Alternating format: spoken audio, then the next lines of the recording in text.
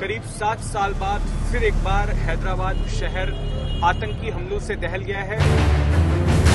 Theory number 1, क्या Indian Mujahideen का हाथ है? हैदराबाद में ये दोनों धमाके किसने करवाए, इसकी तहकीकात जांच एजेंसियां 3 एंगल से कर रही हैं।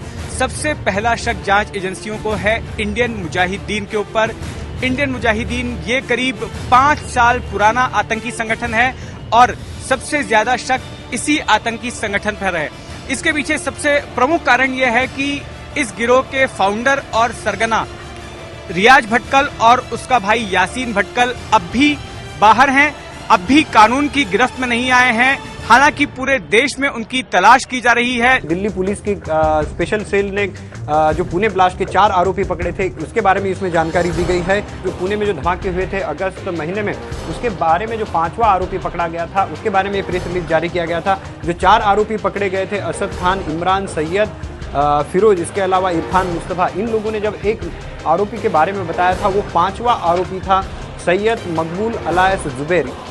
सैयद मकबूल वो भी अब से चंद साल पहले इंडियन मुजाहिदीन से जुड़ा। पिछले साल ही उसने साजिश रची थी बिहार के बोध गया में एक सुसाइड अटैक करने की। हालांकि 4 महीने पहले ही वो दिल्ली पुलिस की गिरफ्त में आ गया।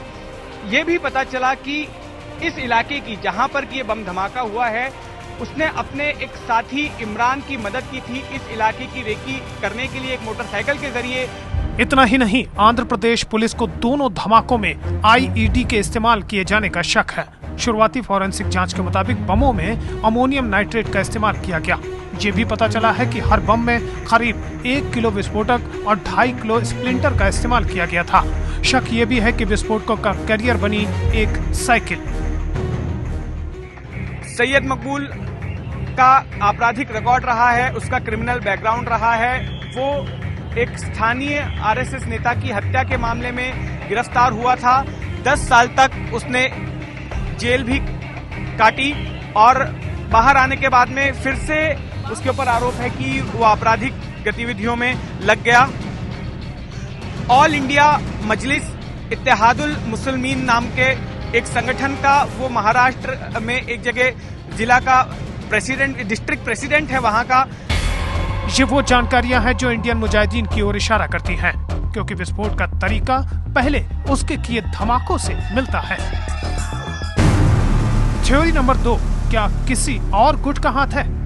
अहम एंगल है किसी नए गुट का। जी हाँ, किसी ऐसे गुट का जो कि अब तक जांच एजेंसियों की नजर में नहीं आया हो। थ्योरी नंबर 3, क्या ओवैसी के भड़काऊ भाषणों का नतीजा है? बीजेपी की नजर में धमाके के पीछे कुछ और लोग भी हो सकते हैं। इसी सदन के सम्मानित सदस्य उन्होंने एक ऐसा भड़काऊ भाषण दिया था हैदराबाद में, उनके भाई ने दिया था। क्या इस हैदराबाद के बम विस्फोट का उस भड़काऊ भाषण से किसी तरह का कोई संबंध है? थ्योरी नंबर 4, क्या ये अफजल गुरु की फांसी का बदला है? ये थ्योरी भी बीजेपी और शिवसेना की तरफ से ही उछाली जा रही है। ये अफजल गुरु को फांसी देने के बाद और कसब को फांसी देने के बाद कुछ आतंकवादी संगठनों ने, इंडियन मुजाहिदीन ने, लश्कर-ए तोयबा ने पब्लिकली उन्होंने चुनौती दिया है, चेतावनी दिया है, हम इसका बदला लेंगे। व्यक्ति कौन है और उनके पीछे कौन सी संस्था है, इसके बारे में पूरा जांच करके उनके ऊपर स्ट्रांग एक्शन लेना चाहिए।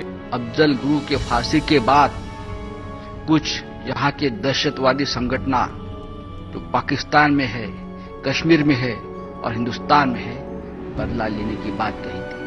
Well, BJP can say anything.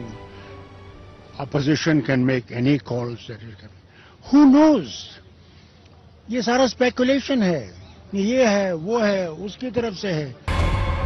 सरकार फिलहाल किसी संगठन पर शक जाहिर नहीं कर रही है, न इंडियन मुजाहिदीन पर और न ही किसी और पर।